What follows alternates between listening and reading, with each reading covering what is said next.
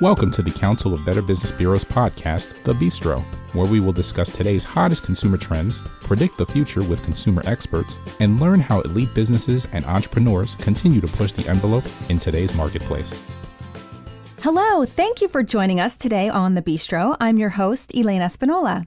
During National Cybersecurity Awareness Month this October, we wanted to discuss the many different issues related to cybersecurity.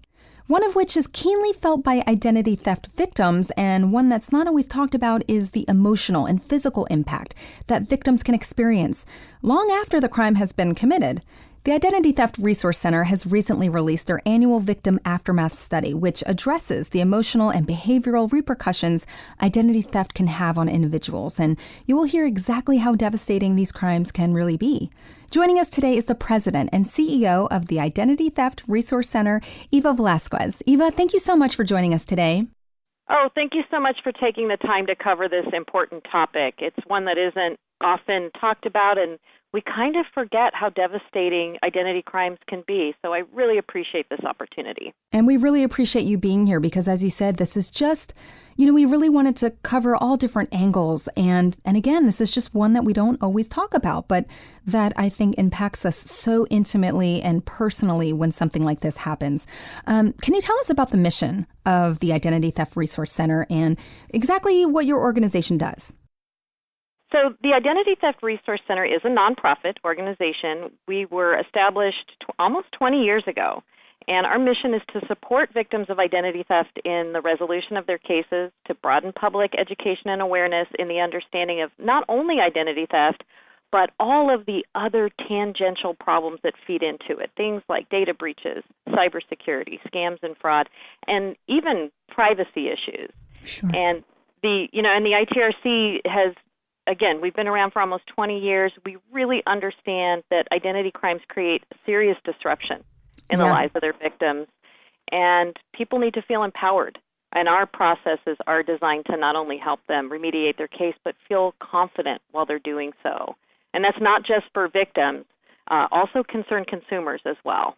Got it. Well, this is a huge service to offer individuals and consumers, and it's very valuable as well, as we all have been very well aware of the many recent breaches affecting consumers.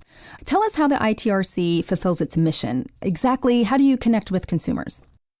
Well, I think the first thing I should say is that all of our services are free. Amazing. So no matter where you live, you can avail yourself of our services if it's something that stems from a United States identity credential. So if you're in the military and something is going on with your Social Security number, but you're stationed abroad, we can still help you with that.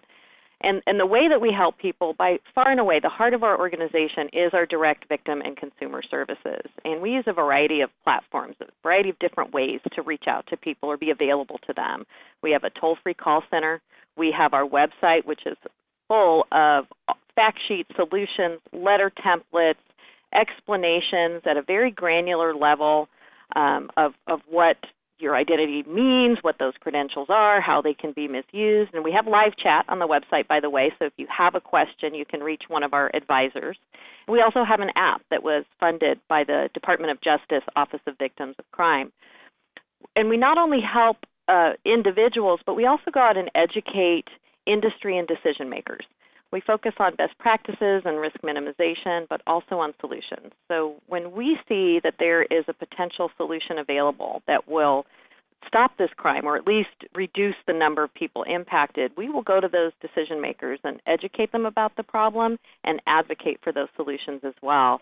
Because at the end of the day, we not only want to help people when the worst has happened, we want to stop this from happening to so many people in the first place. So we really try to address it at both ends. Yeah, that's great. And the fact that you guys offer this service for free is amazing. I hope a lot of people are listening to this podcast right now because I can imagine that when something like this happens, you're devastated, you don't know where to turn, it's confusing, and to be able to have a free resource that really will be there for you is huge. And as much as you need us, it's not just one call. We open a case, and if you have to call us once, if you have to call us 20 times, we're there every step of the way. That's awesome. Now, I know ITRC also conducts independent surveys and studies to learn more about the complex crime of identity theft and all the related issues. One of your most recent studies is the annual Victim Aftermath Study. Can you tell us more about that study and what some of the key findings were? This is by far our signature study, and it was designed not only to inform us as service providers about how we can do our jobs better and help people better, but it also informs the public about the many facets of the identity theft issue. There are a lot of studies out there that capture the scope of the problem, how much time people spent remediating their case and their out-of-pocket expenses, but we go much deeper than that.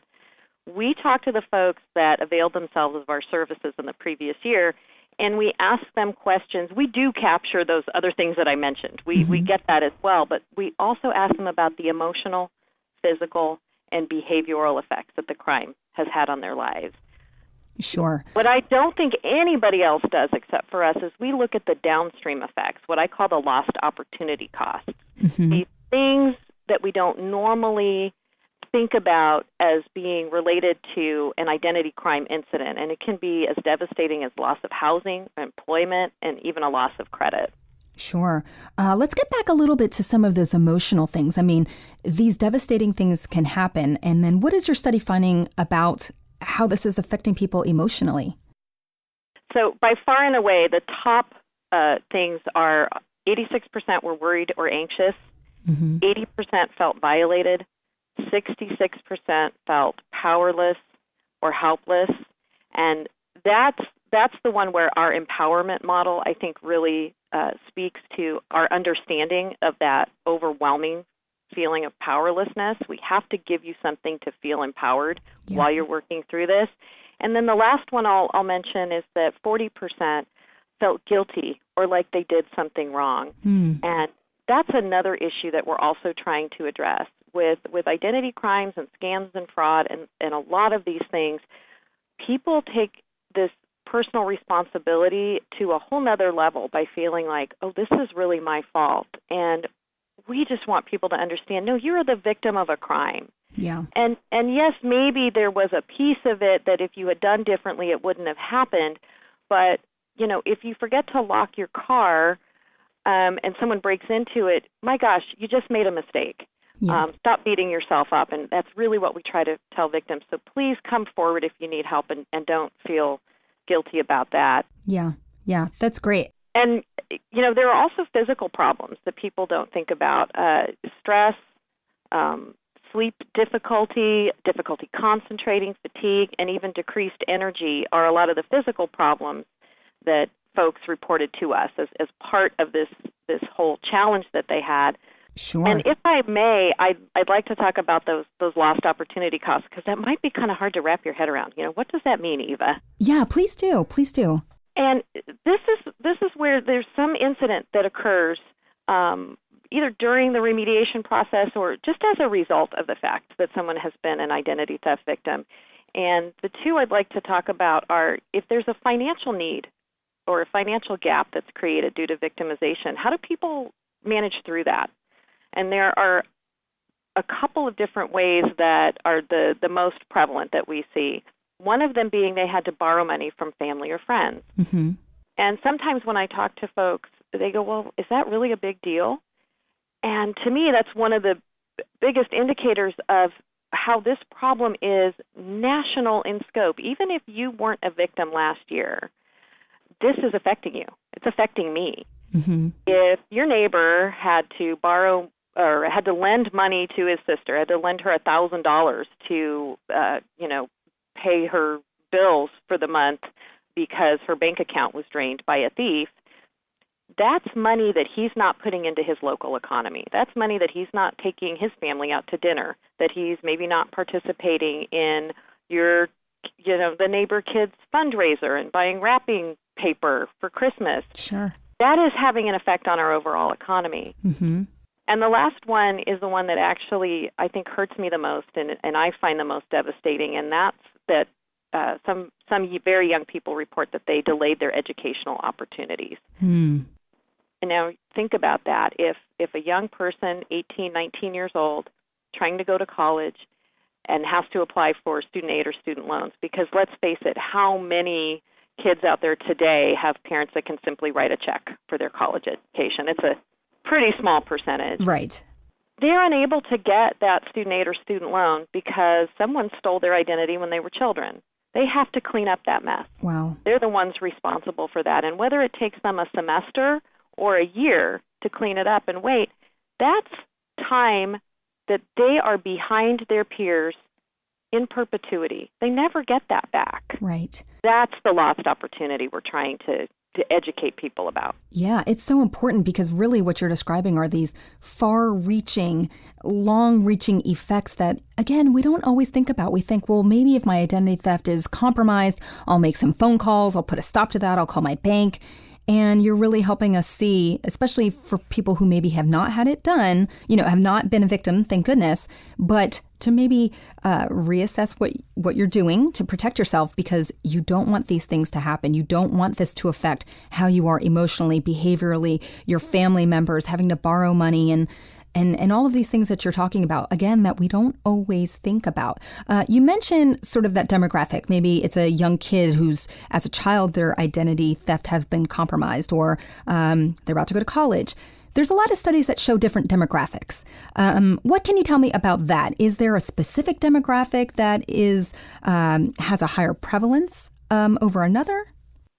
Well, depending on what study you look at, you'll see variances in the rates for different demographics. They don't vary that greatly, but our experience has shown us that it's really more about how you engage with the outside world rather than specifically, say, your age. So the example I'll give you would be our senior population. We really see two distinct types. There's one group that are they're out there enjoying retirement. They have ample funds. They've saved their whole lives. They're traveling. They're making their own decisions. They don't have any level of cognitive impairment. They're engaging online and with social media. So that's one group. And then there's another group that are perhaps dependent on others for their care. And to what degree that can differ. Maybe it's in-home care. Maybe they're actually in a facility. Perhaps they're not making any or all of their own financial decisions. And generally, they're not highly engaged online and in social media. Well, if you look at those two groups, their risks, their vulnerabilities are markedly different because of the way they're engaging in the outside world. And they can be the exact same age. So that's what we really try to look at when we're looking at the prevalence or what the particular risks are, that it's not necessarily so much demographics. That's important information to capture. But at the end of the day, if we want to help people to reduce their risk surface, we want to ask them, well, who are you? What do you do? What's your lifestyle and how do you live? That's how we're really going to get that targeted education to them. I see. And for anyone who might be going through this right now, anyone who might be listening, they know someone, they want to share this podcast episode with them, Eva, what would be your very best advice for that person who is going through this right now? First and foremost, you don't have to do this alone. You can seek expert help. This is a complicated problem. We don't expect if you break a bone, we don't go, set it yourself. Why do you need an expert? You go to the doctor. Right. So there are so many free resources. Of course, the Identity Theft Resource Center, we have our toll-free number, 888-400-5530.